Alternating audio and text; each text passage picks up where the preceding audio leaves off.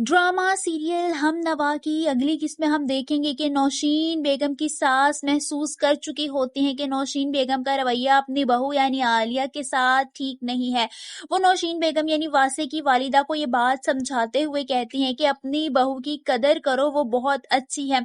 जिस पर वो अपनी सास से कहती हैं कि इस घर में जो कुछ भी हो रहा है ये सारा गंद उसी का फैलाया हुआ है।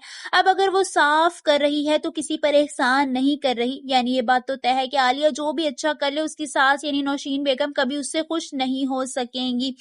वहीं दूसरी तरफ हम देखेंगे कि आलिया बहुत ज्यादा परेशान होती है क्योंकि औलाद ना होने की कमी उसे बुरी तरह मुतासिर कर रही होती है।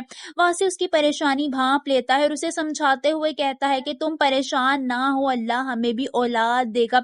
जिस पर आलिया खुद से वासे से सवाल पूछती है और कहती है कि अगर औलाद नहीं दी तो क्या आप दूसरी शादी कर लेंगे। आलिया के लहजे में खौफ होता है। ये सुनकर वासे खामोश हो जाता है और आलिया को उसकी खामोशी बुरी तरह चुभ रही होती है।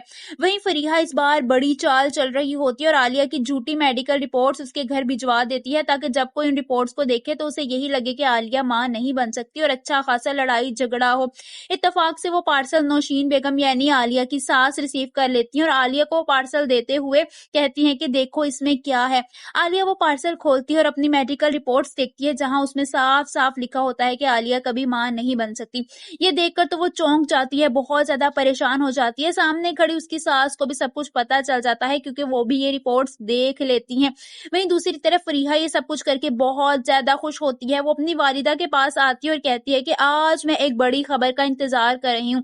अगर ये काम हो गया तो मैं अपनी मंजिल के बहुत ज्यादा करीब पहुंच जाऊंगी। यानी वो हर हाल में वासे को हासिल करना चाहती है और उसकी माँ उसको पूरा पूरा सपोर्ट कर रही होती है।